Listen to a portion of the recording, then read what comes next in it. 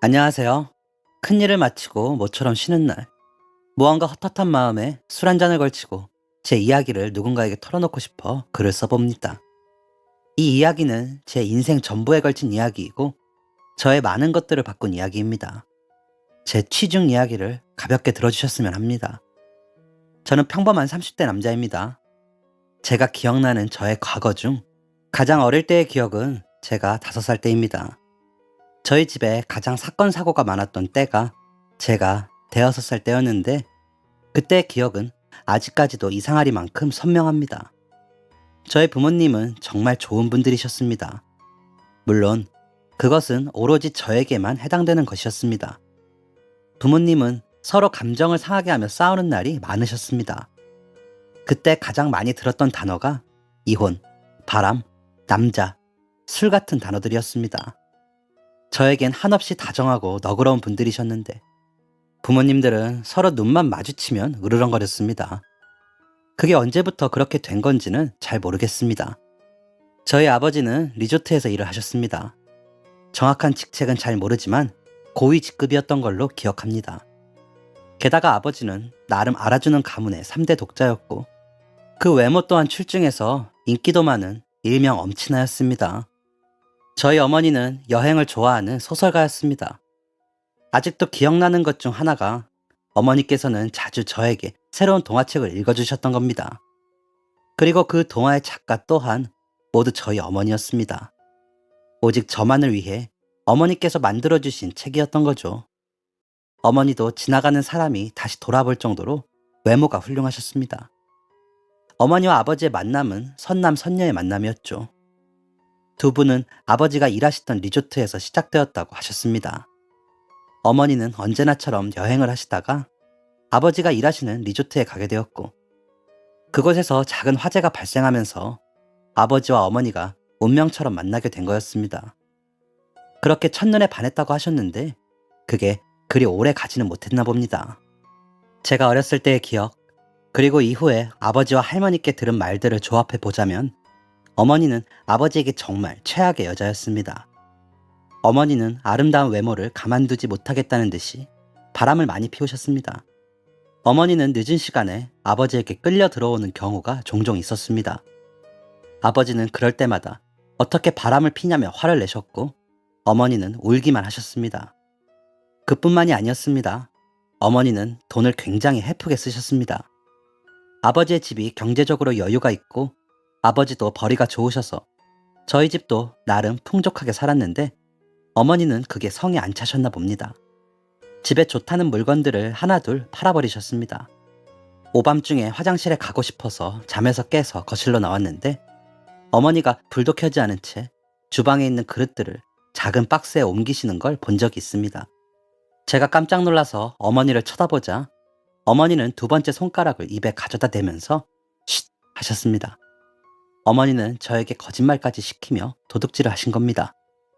소설가라는 저의 어머니는 글도 쓰지 않으셨습니다. 그저 아버지가 마련한 집에 살면서 아버지가 벌어온 돈으로 생활하고 남자를 만나러 다니는 것이 전부였습니다. 그러면서도 저에겐 세상에 둘도 없는 사랑을 주는 어머니였습니다. 어머니랑 가끔 동네에 돌아다니면 사람들은 어머니를 가리키며 이렇게 수군거렸습니다. 남자의 미친년, 집안 말아먹을 년, 자식까지 버리는 년, 죽일 년. 아주 어린 나이였지만 저도 속으로 어머니는 나쁜 사람이라는 생각을 하고 있었던 것 같습니다. 많이 상처를 받았었나 봅니다. 어머니는 가끔 아버지 몰래 가출을 하기도 했습니다. 보통 아버지와 크게 다툰 날이거나 할머니가 집에 오신 날에 그러셨습니다. 하지만 그럴 때마다 아버지 손에 이끌려 다시 집에 들어오셨죠. 그런 날 밤은 아주 시끄럽게 싸우셨습니다. 어머니는 목이 쉴 정도로 소리를 지르고 아버지도 이에 질세라 악을 지르셨습니다. 이런 날이 반복되다가 어느 날부터 어머니는 더 이상 돌아오지 않게 되십니다. 저는 그날이 아직도 선명하게 기억이 납니다. 7살 때였습니다. 새로운 유치원을 다닌 지 일주일 정도가 되었을 때였습니다. 유치원이 끝나고 집에서 과자를 먹으며 제가 제일 좋아하는 만화영화 비디오를 보고 있었습니다. 어머니께서 급하게 짐을 챙기시더니 제 옆에 앉아서 한참 동안 저를 쳐다보셨습니다. 그리고 나지막히 이 한마디를 하고 떠나셨습니다. 그래도 너한테는 좋은 아빠잖아. 대수롭지 않게 여겼습니다. 초등학교 안 간 그 어린아이가 뭘 안다고. 어머니께서 또 아버지한테 잡혀오시겠구나 생각했습니다. 내일 오시려나. 이번엔 내일 모레. 이 정도로 생각했습니다. 그건 아버지도 마찬가지였나 봅니다. 늦은 밤 퇴근 후 집에 오니 혼자 남은 저를 보고 또 라고 하셨습니다. 어머니의 가출이 무뎌지신 건지 분노에 거친 숨소리 대신 깊은 한숨만 내뱉으셨습니다. 그리고 곧장 어딘가로 전화를 거셨고 아버지는 옷을 갈아입으셨습니다. 잠시 뒤 할머니가 집에 와서 제가 잘 준비를 해주셨고 아버지는 어머니를 찾으러 나가셨습니다. 그런데 이번엔 이상하게 너무 오래 어머니가 돌아오지 않으셨습니다. 일주일, 2주일, 한 달이 되어도 어머니는 오지 않으셨습니다. 이번에도 쉽게 어머니를 찾을 줄 아셨던 아버지는 갈수록 조급해하는 게 눈에 보였습니다. 퇴근 후에는 재빠르게 옷을 갈아입고 나가셨고 아예 집에 새벽에 들어오시는 날도 있었습니다. 그렇게 2달이 지나니 아버지는 체념을 하셨습니다. 그리고 한동안은 술만 드셨습니다. 가끔 친척들도 집에 와서 아버지랑 같이 술을 마셔주었고 저는 할머니가 돌봐주셨습니다. 궁금한 건 물어봐야 하는 나이였던 저는 할머니께 물어봤습니다. 할머니, 우리 엄마 왜 안 와요? 아가, 잘 들어라. 내 어미 이제 안 온다. 네 버리고 간겨. 버려요? 엄마가요? 그려, 그 고약한 것이 아주 남자에 미쳐서 널 버린겨. 이 어린 것이 뭘 안다고. 이 쬐깐한 걸 어찌 두고 떠난대. 어휴, 망할 것. 네 애비는 또 어쩐디야. 어휴. 할머니는 주름진 이마를 구기며 혀를 찼습니다. 저는 그렇게 엄마 없는 아이가 되었습니다. 어머니가 저를 떠날 때까지만 해도 머릿속에 어머니를 떠올리면 마음이 편안하고 따뜻해졌습니다. 하지만 어머니가 떠난 후 제 마음은 차게 식어갔습니다. 나를 버렸다는 것에 대한 서운함, 아버지가 아닌 다른 남자를 사랑한다는 충격, 도둑질까지 하는 사람이라는 혐오 등등 여러 가지가 제 마음에 쌓여 있었습니다. 그동안 어머니가 했던 행동들이 잘못된 것이라는 걸 점점 크면서 깨닫게 되자 어머니에 대한 마음은 증오로 바뀌었습니다. 어머니가 떠난 후 저는 아버지 그리고 할머니와 함께 살게 되었습니다. 아버지는 일 때문에 많이 바쁘셔서 대부분의 시간을 할머니와 지냈습니다. 그런데 어머니가 떠난 지 3달쯤이 지난 무렵부터 집으로 의문의 전화가 걸려오기 시작했습니다.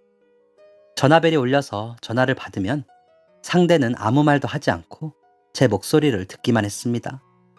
그런 일이 여러 번 반복되다가 어느 날은 할머니가 제 손에 든 수화기를 빼앗아 갔습니다. 이 망할 거사, 여기가 어디라고 자꾸 전화질이여. 남편이며 자식 새끼며 다 버리고 떠났으면 그만인 거지. 뭘 어쩌라고 전화를 거는 거요? 이 죽일년, 이 망할년, 이 천벌을 받을년. 다시는 전화하지 말어. 저희 할머니는 평소에도 여장부같이 터프한 성격이시지만 저렇게 욕을 하는 사람은 딱 한 명 있었습니다. 바로 저희 어머니였습니다. 저는 그동안의 전화가 어머니라는 것을 그제서야 알아차렸습니다.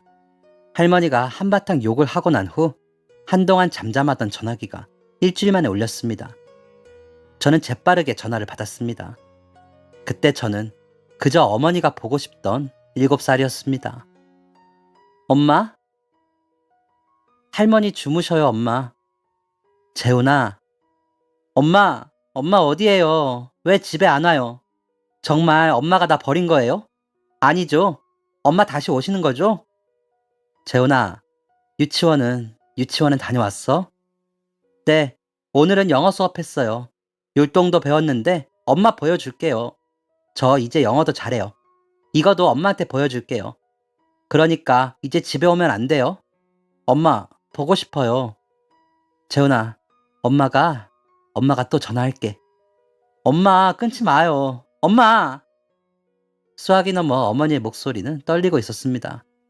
그게 우는 소리인 건지, 긴장이 되어 떨리는 건지, 뭔지는 저는 알 수 없었습니다. 그렇게 가끔 엄마와 통화를 했습니다. 한 달에 한 번쯤요. 처음엔 그 전화가 너무 간절하고 애틋해서 전화기를 붙잡고 울거나 하루 종일 그 앞에 앉아있던 적도 있었습니다. 하지만 어머니에 대한 배신감이 커질수록 그 전화도 달갑게 느껴지지가 않았습니다. 만나러 오지도 않을 거 왜 이렇게 전화만 하는 건가? 나를 놀리는 건가? 하는 생각까지 들었습니다. 그러던 어느 날 수화기 너머의 주인공이 내 앞에 나타났습니다. 초등학교 5학년 때였습니다. 한창 친구들이 좋고 싸움도 많이 하고 친구들끼리 나쁜 말도 쓰며 반항심도 슬슬 시작되던 나이였죠. 급식을 재빠르게 먹고 축구를 하러 나가려는데 담임 선생님이 저를 찾으셨습니다. 왜요, 선생님? 저 축구하러 가야 하는데요. 재훈아, 지금 학교 앞에서 엄마가 기다리신대. 엄마요? 응, 집에 무슨 일 있니? 가방 챙겨서 나오라고 하시던데. 담임 선생님은 저희 어머니가 집을 나간 걸 모르셨습니다. 제 가정사를 알아야 할 만큼 제가 눈에 띄는 아이도 아니었고 법적으로 저희 어머니와 아버지는 이혼한 상태가 아니었기도 해서 할머니께서 아버지 앞길을 망친다며 그 사실을 아주 꽁꽁 숨기셨거든요. 저는 일단 선생님 말씀대로 가방을 챙겨서 나갔습니다. 운동장을 뛰어다니는 수십 명의 아이들을 지나 정문 근처에 다다랐을 때 문 너머로 어머니가 보였습니다. 5년이 지났지만 어머니는 그대로였습니다. 그냥 제 엄마의 모습이었습니다. 어딘가 초조해 보이던 어머니는 저를 보자마자 두 손을 꼭 모았습니다. 어머니는 금방이라도 울 것 같은 얼굴로 두 팔을 벌렸습니다. 가증스러웠습니다. 이미 어머니에 대한 그리움, 애정, 사랑 같은 건 차게 식은 지 오래였습니다. 비 오는 날 다른 엄마들이 우산이 없는 친구들을 데리러 올 때, 학원 버스를 내리면 친구의 엄마가 기다리고 있을 때, 엄마 아빠와 다정하게 외식을 하는 친구들을 볼 때 등 그 어떤 순간도 어머니를 그리워하지 않았습니다. 이미 너무 어렸을 때부터 저에게 엄마는 없었으니까요. 저는 팔을 벌린 어머니의 품으로 가지 않았습니다. 뭐야, 여긴 왜 왔어? 버리고 갈 때는 언제고? 꺼져버려. 난 아빠랑 할머니랑 잘 살고 있는데 왜 찾아와? 나를 어딜 데려가려고? 바람 피우고 도둑질한 주제에 왜 오냐고? 가, 이 멍청한 엄마야. 저는 악을 쓰고 핏줄이 터져라 소리를 질렀습니다. 어머니는 충격을 받으신 듯 했습니다. 두 손으로 입을 틀어막고 눈물을 줄줄 흘리셨습니다. 죄책감 같은 건 하나도 없었습니다. 그땐 제 말이 모두 맞는 줄 알았으니까요. 전 다시 교실로 들어갔고 어머니는 그 이후로 전화조차 하지 않았습니다. 그렇게 세월이 흘렀습니다. 저는 할머니와 아버지의 사랑을 받으며 자랐습니다. 정확히는 거의 할머니 사랑만 받았습니다. 아버지는 일을 하지 않는 쉬는 날에도 뭐가 그리 바쁘신지 집에 잘 계시지 않았습니다. 아예 집에 들어오지 않는 날도 있으셨고요. 그래도 저에 대한 지원은 아낌없이 해주셨던 아버지 덕에 주말에도 심심하지 않게 보낼 수 있었습니다. 학원에 갔거든요. 평일엔 학교 끝나고 학원 가서 공부하고 주말엔 학원에서 또 하루 종일 공부하다 보니 고등학생이 되었을 때 저는 꽤 공부를 잘하는 아이가 되어 있었습니다. 전교 10등 안에 들며 고등학교 입학을 했죠. 특별한 계기가 있었던 건 아닌데 그냥 어릴 때부터 경찰이 하고 싶었습니다. 남자라면 한 번쯤 꿈꾸었을 경찰, 소방관, 과학자 이런 꿈이 돌고 돌다가 다큐 프로그램에 나오는 경찰을 보고 경찰을 할까 막연하게 생각했습니다. 그런데 커서 보니 제가 체격이 다부지거나 싸움을 잘한다거나 오래 달리기를 잘 하지 않더라고요. 경찰이나 소방관은 힘들겠다고 느끼고 다른 직업을 찾아봤습니다. 검사라는 직업이 있더라고요. 경찰처럼 나쁜 사람을 잡는데 뛰어다니거나 싸울 일도 없고 하루에 수천 장, 수만 장의 기록을 본다는 게 매력적으로 느껴졌습니다. 그렇게 고등학교 1학년 때의 꿈이 검사가 되었습니다. 그리고 그로부터 15년이 지난 지금 저는 정말 검사가 되었습니다. 그리고 정확히 1년 전에 첫 사건을 맡았습니다. 그 사건이 저의 모든 것을 바꿔놓았죠.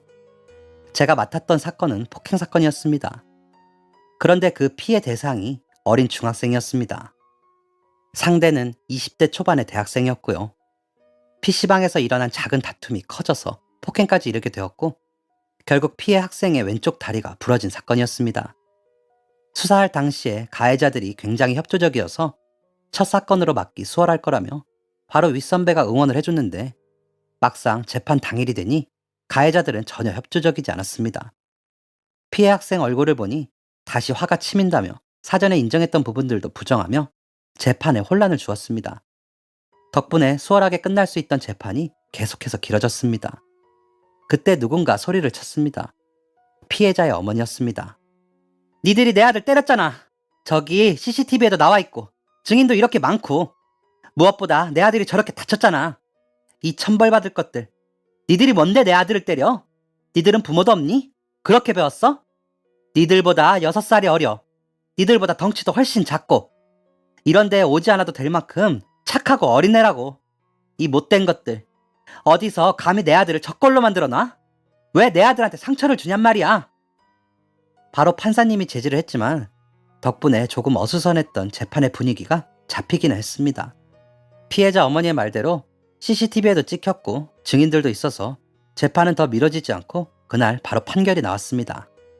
재판이 끝나고 피해자 어머니는 저에게 연신 감사하다며 고개를 숙였습니다. 그리고 눈물을 흘리며 말씀하셨습니다. 자신은 이 사건으로 인해 아이가 받았을 마음의 상처와 그 고통을 어떻게 지워줘야 할지 모르겠다고 하셨습니다. 그날 밤 저는 할 일이 많았는데 단 한 글자도 눈에 들어오지 않았습니다. 그 어머니의 모습이 계속 떠올랐거든요. 그 마음은 대체 무슨 마음일까? 어머니라는 건 뭘까? 모든 어머니들이 자식에게 그런 애틋한 마음을 가지고 있나? 이런 생각들이 계속 들었습니다. 그렇게 도달한 의문의 끝은 이것이었습니다. 나의 어머니도 저런 마음을 가지고 있었을까? 저는 어머니의 존재가 궁금했고 제 궁금증을 풀고 싶었습니다. 그렇게 어머니를 찾기로 결심했습니다. 가족관계 증명서에는 아직도 어머니의 이름이 제 어머니로 되어 있습니다. 법적으로는 아직 저희 아버지와 혼인관계라는 것입니다. 아버지는 이것도 싫어하셨죠. 다른 여자랑 결혼 못하게 발목을 잡는 것이라며. 구청에 가니 너무 쉽게 저희 어머니의 주소를 알려주더군요. 저는 곧장 어머니를 찾으러 갔습니다. 제가 어릴 적부터 계속 살던 곳은 서울이었는데 어머니는 훨씬 먼 지방에 계셨습니다. 어머니의 고향이 그쪽이었나 생각해봤지만 아니었던 것 같습니다. 아무 연고도 없는 곳을 왜 갔을까? 설마 할머니 말씀대로 남자 때문에 그랬나? 하는 수많은 생각을 가지고 기차에 올랐습니다. 가는 내내 어머니에게 뭐라고 하면 좋을지 인사를 연습했습니다. 안녕하세요. 아들입니다. 엄마, 저에 대한 애틋함이 있나요? 있었나요? 잘 지내셨나요? 왜 저를 버리셨어요? 너무나 많은 질문들이 머릿속에 가득했습니다. 저는 그때까진 제 마음속엔 어머니에 대한 증오만이 가득하고 정이라는 건 아주 조금도 없는 줄 알았습니다. 그런데 만나서 할 인사를 연습하는 절 발견하자 그것이 미련 또는 원망에 가깝다는 걸 알게 되었습니다. 그건 정이 없으면 생길 수 없는 감정이죠. 저는 이런 마음을 애써 부정했습니다. 어쨌든 어머니는 나를 버리고 도망간 나쁜 사람이었으니까요. 이런저런 복잡한 생각을 하다 보니 어느새 저는 어머니의 집 앞에 도착해 있었습니다. 공동 현관도 없는 층이 낮은 오래된 아파트였습니다. 어머니 집 현관 앞에서 1시간을 서성이다가 벨을 눌렀습니다. 정말 숨이 멎는 줄 알았습니다. 초인종이 얼마 울리지 않고 멈췄습니다. 누구세요? 저기, 여기가 이미자식 댁 맞나요? 누구신데요? 아닌가요? 맞는데 누구세요? 무슨 일 때문에 그러시죠? 저기요, 그 이미자 씨를 만나려고 왔는데. 그러니까 누구신데요? 저는 머릿속이 새하얘졌습니다. 어떤 대답이 적절할까 수만 번을 고민하다가 결국 내뱉은 건 제 이름이었습니다. 김재훈이요. 대답이 없었습니다. 그리고 곧바로 문이 벌컥 열렸습니다. 엄마였습니다. 제 머릿속에 엄마의 기억은 하나도 없었습니다. 분명히 그랬는데 그냥 제 앞에 있는 사람은 어머니였습니다. 어머니는 눈시울이 붉어져 있었고 문 손잡이를 잡은 손이 떨리고 있었습니다. 재훈아, 여길 어떻게? 일단 들어와. 들어와서 얘기하자. 눈물을 흘리는 어머니를 따라 저도 울 뻔했습니다. 저는 울음을 꾹 참고 고개를 끄덕이며 따라 들어갔습니다. 집안은 생각보다 더 허름했습니다. 깔끔하고 정리정돈이 잘 되어 있었지만 건물 자체가 오래되어서 그런지 창틀의 색도 바랬고 여기저기 곰팡이가 피어 있었습니다. 어머니는 급히 물 2잔을 식탁으로 가져오셨습니다. 궁금한 게 많은 눈빛이었습니다. 어떻게 여기 온 거야? 어떻게 왔어? 엄마는 어떻게 찾았어? 구청에 가니까 알려주던데요. 그래, 그랬구나. 그래, 왜? 무슨 일 있니? 왜 갑자기? 무슨 일 생겼어? 아니요, 그게, 그냥, 괜찮아. 천천히 말해봐. 그냥, 엄마는 나를 애틋하게 생각해요. 바보 같은 말이었습니다. 생각이 정리되지도 않았는데 입이 마음대로 움직였습니다. 어머니도 많이 놀란 눈치였습니다. 당연히 그럴 리가 없지 않나 하고 생각하던 찰나였습니다. 당연하지. 그건 당연하지. 너무 당연한 걸 물어보네. 부드러운 어투와 다르게 어머니는 아까보다 더 많이 눈물을 흘리고 계셨습니다. 그리고 저는 정말 궁금했던 질문을 끝내 내뱉었습니다. 그런데 왜 저를 버리셨어요?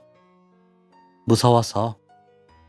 지금 이 모든 상황이 예상하지 못한 방향으로 흘러가고 있었지만 지금 어머니의 말은 더욱 예상 밖이었습니다.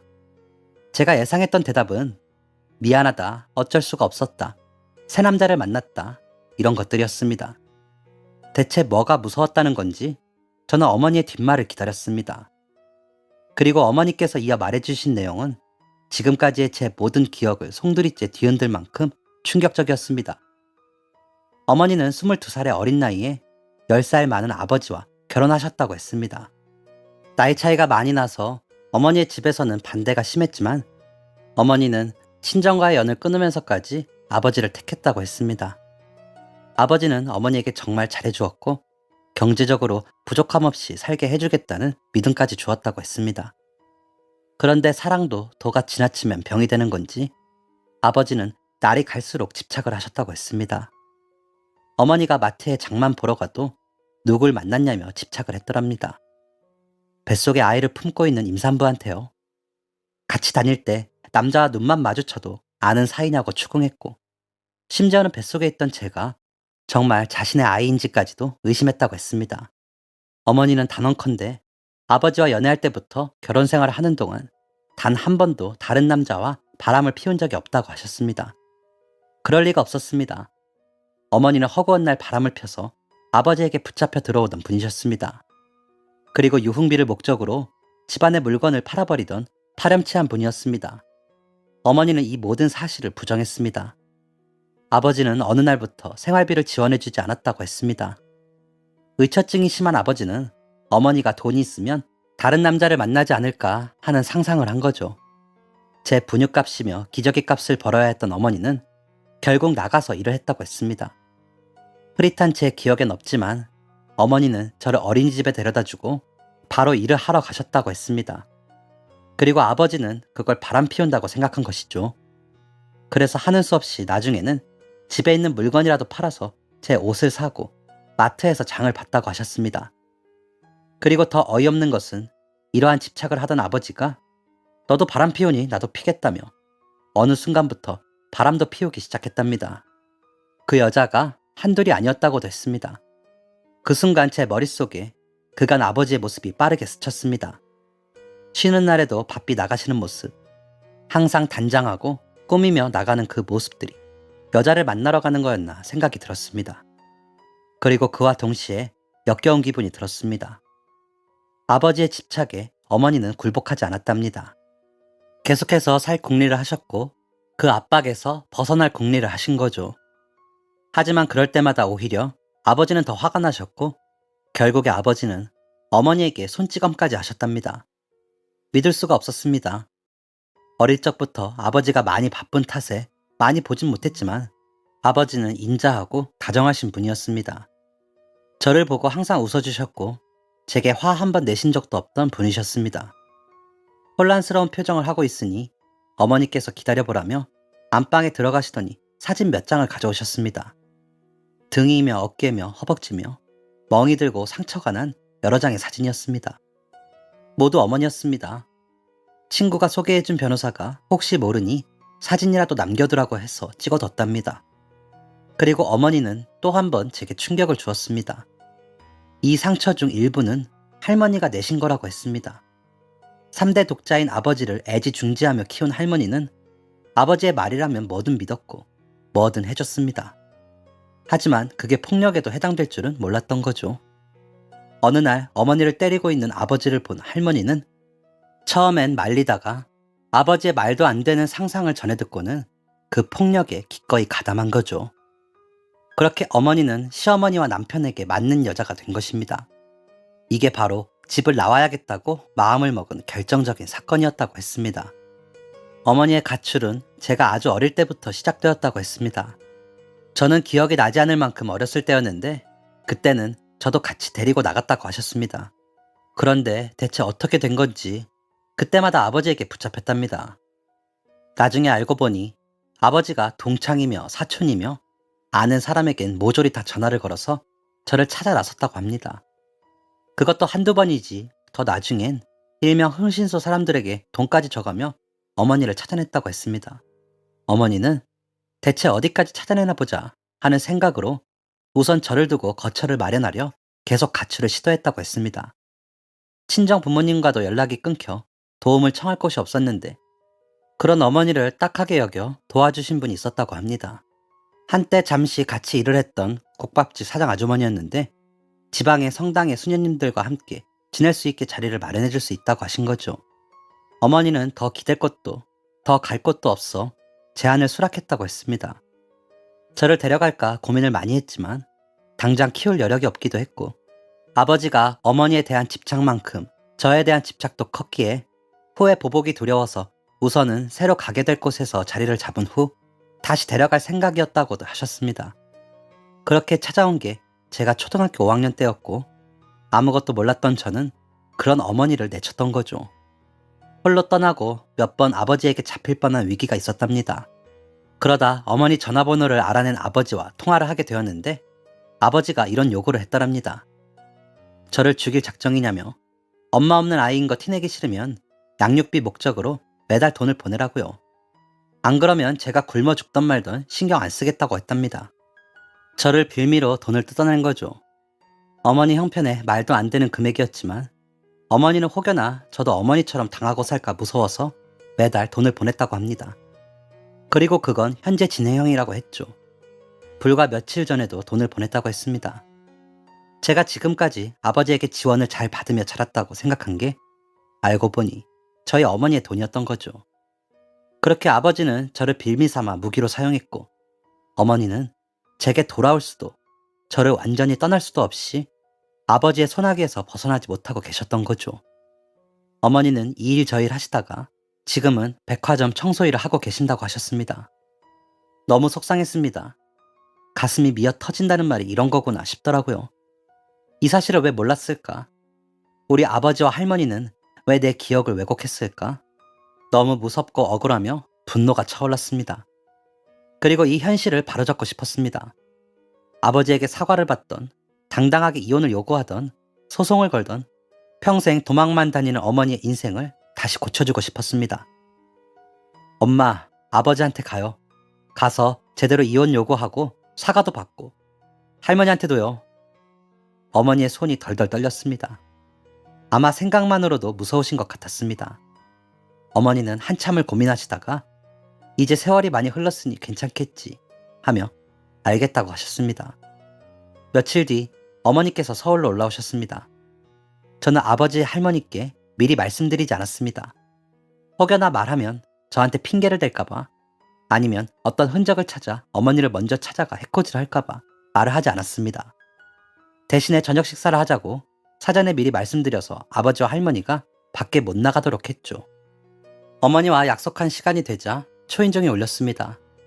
인터폰을 본 아버지의 몸이 그대로 굳었습니다. 그리고 아버지는 곧 작게 에이씨 하고 속삭였습니다. 저는 먼저 현관으로 가서 문을 열었습니다. 어머니가 쭈뼛거리며 안으로 들어왔습니다. 떨리는 손으로 이혼 서류 같은 봉투를 꼭 쥐고 계셨습니다. 너 뭐야? 너 뭐야? 아버지는 저와 어머니를 번갈아가며 말했습니다. 당황과 분노가 섞여 보였습니다. 할머니도 놀라셨는지 아무 말씀 안 하고 계셨습니다.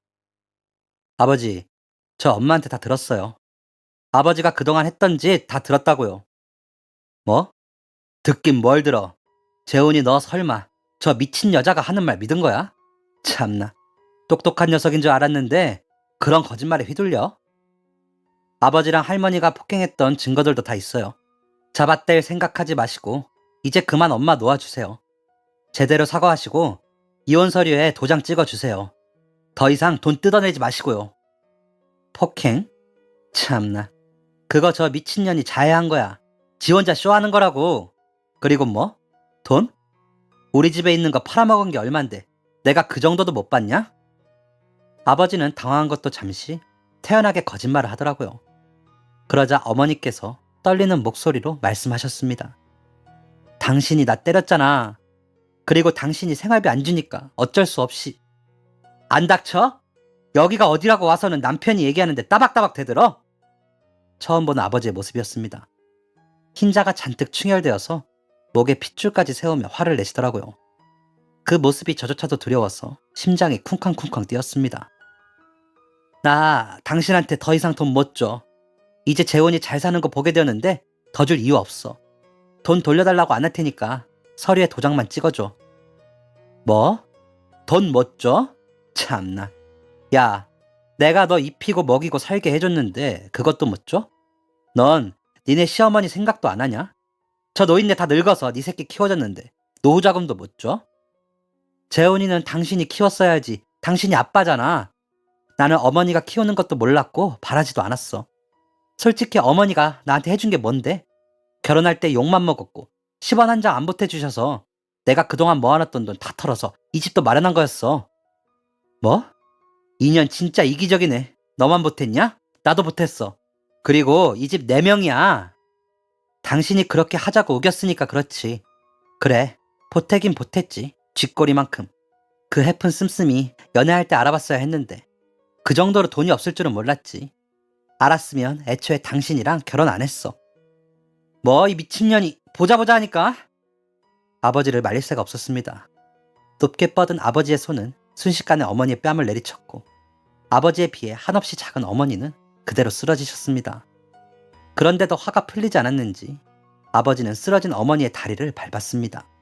이 미친년이 말 잘 듣다가 왜 지랄이야 지랄이? 어디서 대들어 이 하늘 같은 서방한테. 죽어. 그냥 죽어. 저는 제가 몰랐던, 아니 철저히 숨겨왔던 아버지의 악마 같은 모습을 보자 더는 참을 수가 없었습니다. 어머니를 무자비하게 공격하는 아버지를 저는 강하게 밀어냈습니다. 이 상황을 정리할 수 있는 사람은 저뿐이었습니다. 저는 거실 한쪽에 숨겨두었던 핸드폰을 꺼내 들었습니다. 혹시 증거가 필요한 순간이 있을까 싶어 동영상 녹화를 했는데 이게 유용하게 쓰일 차례였죠. 혹시나 하는 생각에 켜둔 건데 다행이네요. 아버지, 항상 저 똑똑하다고 자랑스러워하시고 좋아하셨죠? 네, 저 똑똑합니다. 아주 똑똑하게 이번 사건 맡을 거예요. 법정에서 뵐게요. 엄마, 가요. 저는 그대로 어머니를 모시고 집에서 나왔습니다. 그리고 이혼 소송과 동시에 폭행까지 얹어 아버지를 상대로 소송을 걸었습니다. 지금까지 어머니께서 아버지에게 돈을 보냈네요. 아주 오래전이지만 아버지와 나누었던 문자, 결정적으로 폭행 동영상까지 모두 모았습니다. 몇 달간의 싸움 끝에 어머니는 승소할 수 있었고 어머니는 위자료와 재산 분할까지 받을 수 있었습니다. 그리고 재판을 준비하다가 알게 된 건데 아버지께서 리조트 법인카드로 유흥을 즐긴 사실이 있더라고요. 그것도 아주 오래전부터 아주 많이요.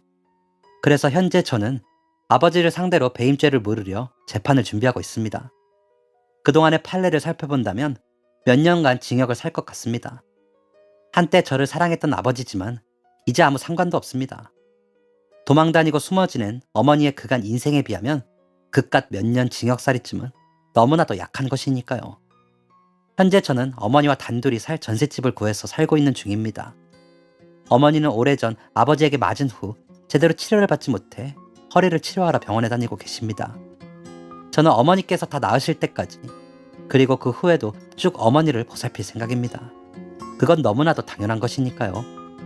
지금까지 못했던 효도 어머니가 질리실 정도로 할 생각입니다. 너무 늦었지만 지금이라도 제대로 된 진실을 알게 되어서 다행이고 이 또한 행운이라고 생각합니다. 엄마, 우리 더 이상 속지 말고 숨지 말고 떳떳하게 살아요. 그리고 이제 행복하게 살아요, 우리. 엄마의 하나뿐인 아들 재훈이가 씁니다. 엄마 사랑합니다. 지금까지 사연 들어주셔서 감사합니다. 사연이 재밌으셨다면 구독과 좋아요를 눌러주세요. 감사합니다. 안녕히 계세요.